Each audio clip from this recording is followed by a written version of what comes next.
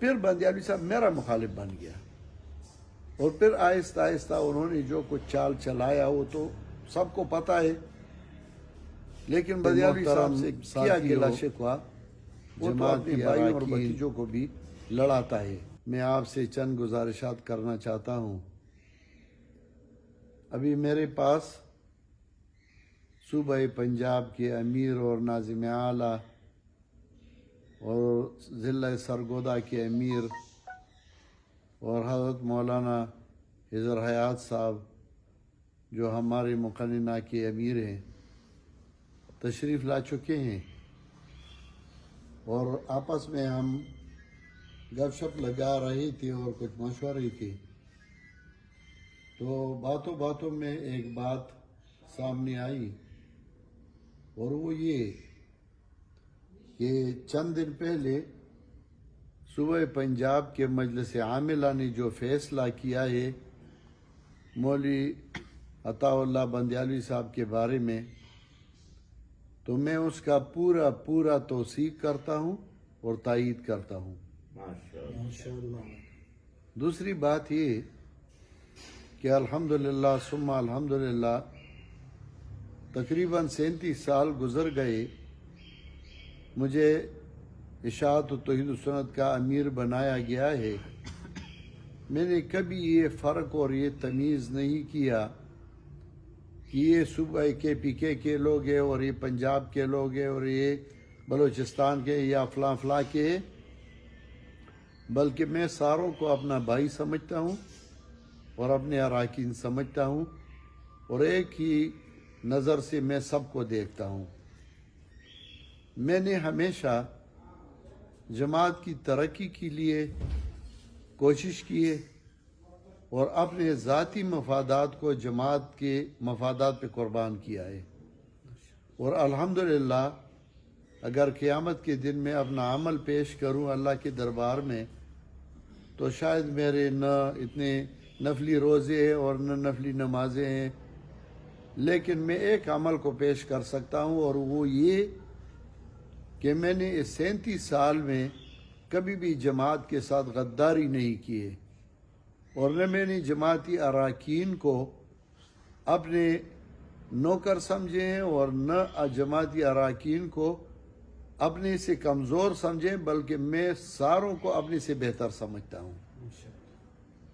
تیسری بات یہ کہ الحمدللہ ثم الحمدللہ جب ہماری جماعت کا ناظم اعلیٰ مولانا ضیاء الحق صاحب سرگودا والی تھے، اس وقت تک ہماری جماعت میں پورا اتفاق، اتحاد اور یکجہتی تھی، اور مولانا ضیاء الحق صاحب اللہ ان کی عمر میں برکت عطا فرمائے، انہوں نے بڑی اڑکریزی سے اور بڑی محنت سے جماعت کا کام کیا تھا، اور سارے اجلاس وہ لکھتے تھے، اور اب بھی شاید وہ رجسٹر ان کے پاس موجود ہوں گے۔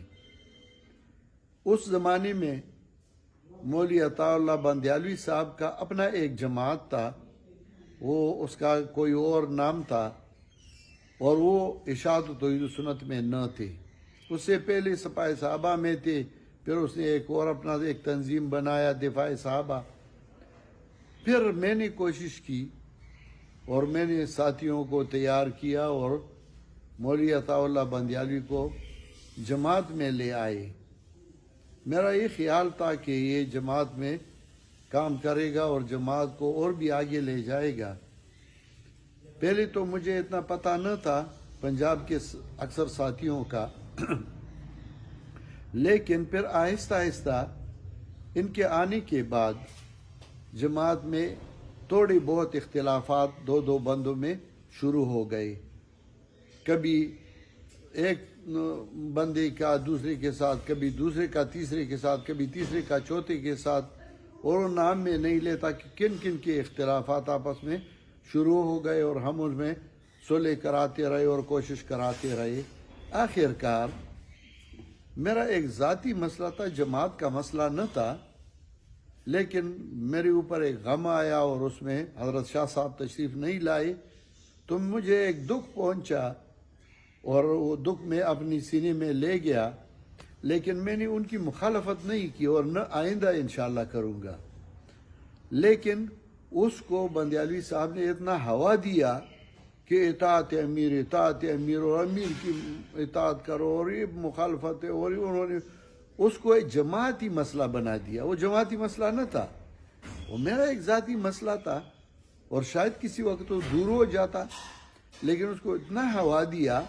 اور پھر جگہ جگہ مجھے جو کچھ انہوں نے کہا وہ اب میں ویڈیو میں نہیں کہہ سکتا شاہ صاحب کے بارے میں، لیکن پھر بھی انہوں نے جو کوشش کیا وہ تو کیا. میں سوچ رہا تھا کہ تو میرا ایک ذاتی مسئلہ تھا، اور یہ جماعت میں یہ لوگ لے آئے، اب اس کا اور کوئی چارہ نہیں ہے بغیر صلح کے. کیونکہ میں یہ سمجھ رہا تھا کہ میرے ذاتی مسئلے کو میں جماعت میں کیوں لاؤں. تو اس کے لیے صلح کا ایک طریقہ بنایا گیا، اور گجرانوالہ میں ہماری صلح ہو گئی اور بات ہی ختم ہو گئی. بس شاہ صاحب نے بھی معذرت کر لی کہ اس وقت میں بیمار تھا یا اور جو کچھ تھا، میں نے بھی مان لیا. لیکن اس کے بعد پھر بندیالوی صاحب میرا مخالف بن گیا، اور پھر آہستہ آہستہ انہوں نے جو کچھ چال چلایا وہ تو سب کو پتہ ہے. لیکن بندیالوی صاحب سے کیا گلا شکوہ، وہ تو اپنے بھائیوں اور بھتیجوں کو بھی لڑاتا ہے. اور ان کے بھتیجوں نے خود میرے ساتھ رابطہ کیا تھا، مجھے دعوت دے رہے تھے سرگودا کا، لیکن میرا غیرت یہ تقاضا نہیں کرتا کہ میں کسی کے گھر میں گھس کر اس کی مخالفت کروں اور ان کے خاندان میں اختلاف پیدا کروں. اگرچہ انہوں نے کیا ہے، ہم بھائیوں میں بھی پھوٹ ڈالنا چاہتے تھے، لیکن الحمدللہ کامیابی نہیں ہوئی. پھر اس کے بعد وہ کہتے تھے کہ کوئی ہے کہ حسین کا کردار ادا کرے. میں نے کہا میں حسین کا تابعدار ہوں، میں یہ کردار ادا کروں گا. تو بندیالوی صاحب اور مولا حضر حیات صاحب کا آپس میں اختلاف تھا. تو حضر حیات صاحب اگرچہ نہیں مانتے تھے، لیکن میں نے ان کو لے گیا سرگودا اور ان کے گھر لے گیا. تو اپنے گھر میں انہوں نے ان کے ساتھ ہاتھ بھی نہیں ملایا. اور پھر جب میں نے چائے پینے سے انکار کر دیا، میں نے کہا میں تو چائے نہیں پیتا ایسے لوگوں کا جو اپنے گھر میں مہمانوں کی عزت نہیں کرتا. پھر مجبور ہو گئے، اور پھر مولا حضر حیات صاحب سے کچھ باتیں کی. میں نے حسن کا کردار ادا کیا الحمدللہ، لیکن اس کے بعد مخالفت اس نے اور بھی بڑھا دی. اور نتیجہ یہ نکلا کہ شاہ صاحبان نے نہ میرے خلاف کچھ کہا ہے، نہ میں ان نے کہا ہے، اور نہ آئندہ انشاءاللہ کہیں گے. گجرات کی عزت میری عزت ہے، وہ میرا عزت کرتے ہیں، میں ان کا عزت کرتا ہوں. کراچی میں ہم ملے، بڑے اچھے انداز میں انہوں نے مجھے جو عزت دی وہ میں جانتا ہوں، اور میں نے ان کو جو عزت دیا وہ جانتے ہیں. دونوں باپ بیٹے. لیکن پھر 15 تاریخ کو چند بندوں کا جو اجلاس ہوا، جو سابقہ شورا کے کچھ اراکین تھے، اس میں علامہ بندیالوی صاحب نے جو باتیں کی صرف اسی لیے کہ مجھے اور شاہ صاحبان کو لڑائے. میں اس کو سمجھتا تھا. میں اس کے بعد گیا گجرات، ضیاء الرحمن ناصر کے مدرسے میں جلسہ تھا، اور میں نے ادھر حضرت سید عنایت اللہ شاہ بخاری رحمۃ اللہ علیہ کی تعریفیں شروع کی سب سے پہلے، تاکہ میں یہ بتا دوں کہ میں اس لیے نہیں آیا ہوں، اور انشاءاللہ نہ آئندہ ایسا ہوگا. ہاں ٹھیک ہے، اکٹھے نہیں چلتے، ان کی مرضی ہے، جیسی ان کی مرضی ہو، میں اس پہ کی مخالفت نہیں کرتا. لیکن بندیالوی صاحب نے جو کوشش کی کامیاب نہیں ہوں گے انشاءاللہ. اور پھر اس کے بعد شجاع آباد میں یا دوسری جگہ پہ جو جلسے تھے شاہپور میں، اس میں حافظ انس نے مجھے فون کیا کہ حضرت علامہ محمد جمشید صاحب تشریف نہیں لا رہے ہیں، اور ہم نے مولانا فرید احمد صاحب سے رابطہ کیا ہے.